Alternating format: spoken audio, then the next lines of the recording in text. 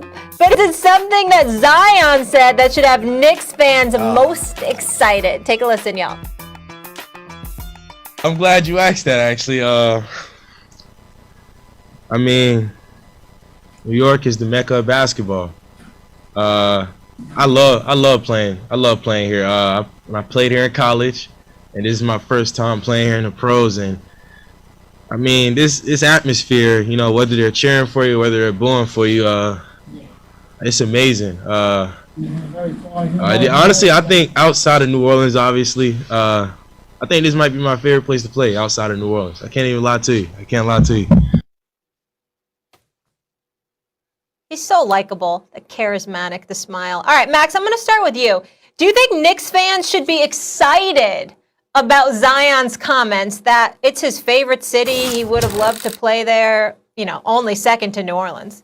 Very excited. First of all, in the draft, if you draft him, you know, you don't even know if he's going to hold up physically, whatever. But what winds up happening almost always in smaller markets who have transformational kind of talents is they stay there for 6 years. Because the way the contracts are structured in the NBA, you leave too much money on the table if you bounce before that you have that 7 years with the team, right? So heading into year 7, after year 6, their agent informs the team they're not going to re-sign. You might as well get something for them and trade them to their preferred destination, or else they wait it out and they just sign away. The Greek Freak didn't just do that. But that's the exception, not the rule in the small market. Shaquille O'Neal. Oh, that's ancient history. What about LeBron James, who is from Akron, right there near Cleveland? He even left. Not a major market. KD, OKC, he left. It's all the same story. It's usually if you have an MVP caliber, all-time great player from a small market, even when they're from there, eventually they're going to leave, and that eventually is usually after 6 years. Either they're going to get traded heading into year 7, or they'll sign away after year 7. So, why haven't the Knicks gotten anybody in recent years? And by recent years, I mean decades now. Because no one wanted to play there. You know, but things are changing. Not just that they have a coach who's competitive and a team that's scrappy, but R.J. Barrett. You know, they have young ascending players with friends in the league like Zion Williamson. Of course Knicks fans should be excited. If Zion Williamson is healthy after 6 seasons in New Orleans, and I'm a Knicks fan, I'm thinking, ooh, we got a real chance to trade for him heading into that year 7. And if he's healthy, by then you figure he's an MVP caliber player. He's already spectacular. Already. And if you have to wait that extra year for him to sign, now you don't have to give up anything for him but the cash. No, it's a really good sign that a young superstar player is saying that. And in particular, this one is saying that about these Knicks. If you're a Knicks fan, you have to be excited. It's depressing, Max. I was in a good mood until they brought that up. It's depressing. 2019. I'm on the New Jersey Turnpike, Max. I'm driving home. And I'm listening to the draft on TV. And I know that the Knicks, you know, the draft lottery or whatever, you know, the Knicks, you know, I'm hoping those ping pong balls, you know, drop in their favor and they open the envelope and, you know, they were going to have a chance at Zion.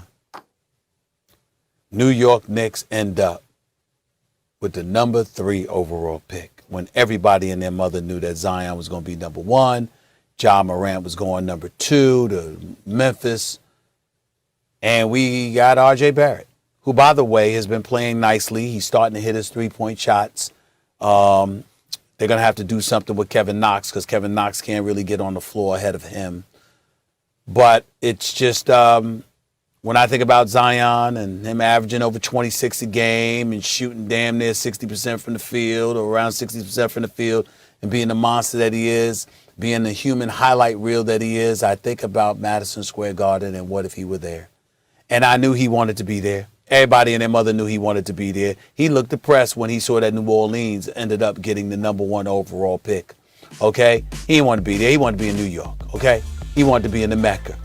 But it didn't turn out to be that way. And then 2 of the most painful moments for me as a Knicks fan, Max Kellerman, was when that happened. All right? And again, I like R.J. Barrett, but he's no Zion. The other was when the New York Knicks had the 8th pick in the 2009 NBA draft, and Steph Curry went number 7. One more slot, and Steph Curry would have been a New York Knicks. Mike D'Antoni was coaching the team. Donnie Walsh was there, and there was no question that the New York Knicks were going to grab Steph Curry. And you know what? If he landed there. And instead, they had Jordan Hill. And you know what, Stephen A? Steph Curry never said anything like, this is my favorite place to play outside Yeah, I of my understand that. outside. But Zion's saying it. So He's what? saying it. Let me So tell you what? They something. can't have him. They can't have him. Not yet. You know, Not yet. But let me tell you something. that's like taking the tiger, right? And you know, and in front of the tiger, you just throwing out a bunch of steak right in front of him and stuff like that, but he can't reach it. The Lakers. We can't reach it. The Lakers We are can't the get all-time Zion. team, not only for being the marquee franchise and winning the most and the champions and everything, but for bigs. They never draft a big. They wait to see who's left standing through attrition. Wilt, Kareem, Shaq, Powell, AD, none of those guys were drafted by the Lakers. LeBron wasn't drafted by the Lakers, but the Lakers are a destination. And they want to play in L.A., not just because of the market, because the Clippers never been out of the second round, but because of the Lakers. If the Knicks can start becoming that in New York, then they'll eventually get Zion when he's at the height of his powers. You make me sick. I can't stand you. You're a traitor. You understand? You departed. You betrayed New Yorkers. You left and you went to L.A. All right. Oh, so the New York Knicks, who haven't won a title since 1973, suddenly they're a destination spot, right? Even though the Lakers got 17 championships. Listen, Leon Rose has done an exceptional job. James Dolan has stayed out of the way for the most part. World Wide West, William Wesley's doing his thing. Scott Perry's doing his thing. Tom Thibodeau's the Coach of the Year candidate. Julius Randle is an MVP candidate as far as I'm concerned. Doesn't matter.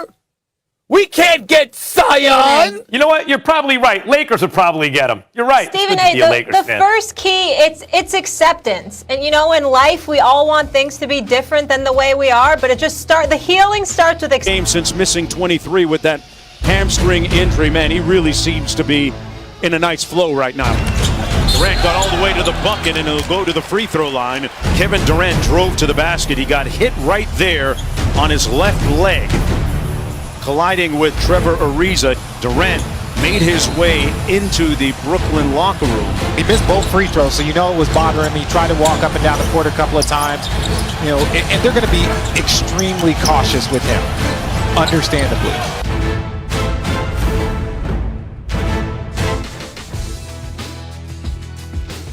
Okay, Khaki, I see you. Stephen A. Smith, Max Kellerman. I'm Molly Karam Rose. Hello, gentlemen. Hope you both had a wonderful weekend. And Stephen A., you teed it up, so I'm going to get right into it. The Nets losing a close one to a buzzer beater by Bam Adebayo of the Heat. But the bigger story, Kevin Durant. He's missed 33 of 57 games. He leaves in the first quarter with a thigh contusion. Coach Steve Nash says he will be reevaluated today. Stephen A., how worried are you about KD's durability? Because the big three have only played 7 games together this season. Well,